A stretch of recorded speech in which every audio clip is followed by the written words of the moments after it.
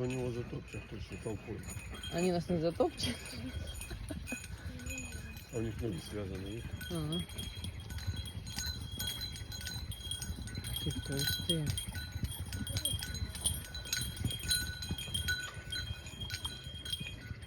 Пришли кинуть.